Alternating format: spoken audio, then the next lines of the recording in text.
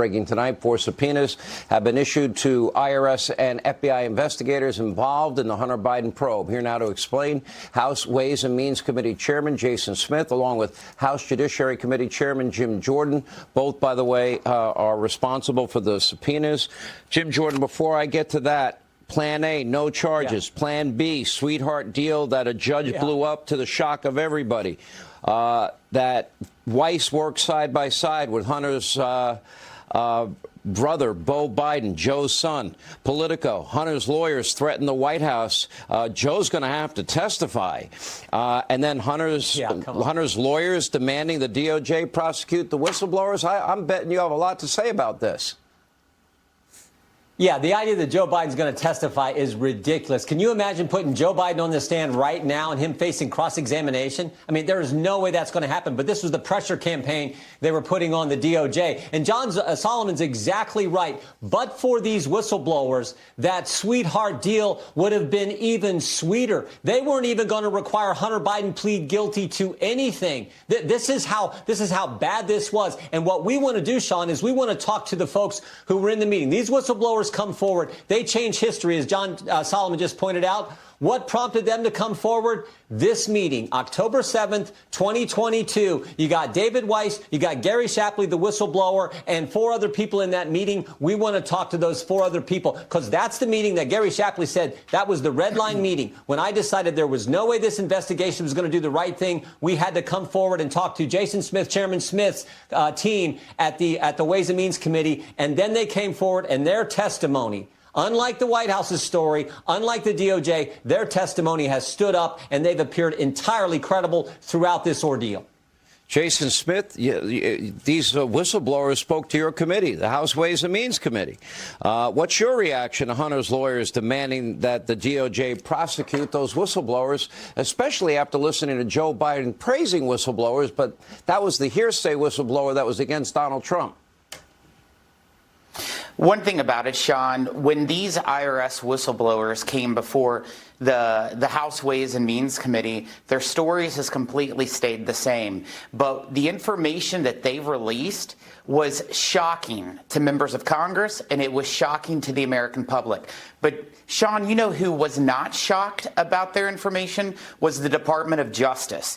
Because, in fact, the Department of Justice, just as the whistleblowers highlighted, they used numerous tactics that delayed the investigation to such a degree that the statute of limitations expired for some of the most egregious crimes of 2014 and 15 tax years.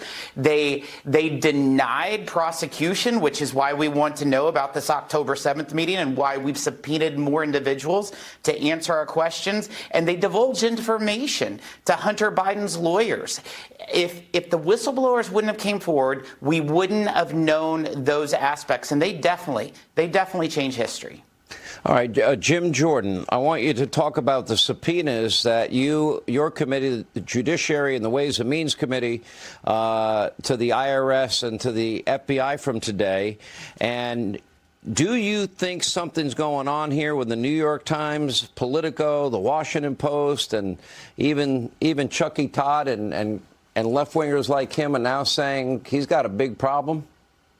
What does that tell you? Yeah, they see the evidence piling up. They see the credibility of these whistleblowers, and they see what was reported this week. You know, the story in Politico, the story in the New York Times. I thought there was all kinds of interesting things in there. This idea that they were going to make Biden testify, that they wanted to go after the whistleblowers. But what really struck me, and it ties into what John was just saying, is that in 2019, Hunter Biden's legal team wanted to meet with him to talk about things. And he said, I can't meet that day because I'm talking with the impeachment lawyers. So is he talking with Daniel Goldman, the lawyer for Adam Schiff? Is he talking with that? Who's he talking to? Because it was all about Burisma. And as John pointed out, they said one thing, the Biden team said one thing, the Democrats said one thing, but the documents show something else. They show that President Trump was on the right track. So that is definitely an avenue that we're going to explore as well in our investigation. But right now it's the focus on that meeting, that red line meeting, according to whistleblower Shapley, where he said David Weiss told them he didn't have the authority that Merrick Garland and David Weiss were saying they had. And that's when he knew we have to go to Congress. We have to become whistleblowers. We have to tell the story so the American people get the truth about how wrong this investigation was being handled. Jason, last word. I would absolutely agree. You look at what the activity of Hunter Biden's lawyers were. They're the same people who told the Department of Justice prosecutors that if they bring charges against Hunter Biden, they'd be facing career suicide. And now they're threatening the president coming and testifying. It's outrageous. All right, thank you both. The walls are closing in on this entire big lie that Joe said as a candidate, repeated as president.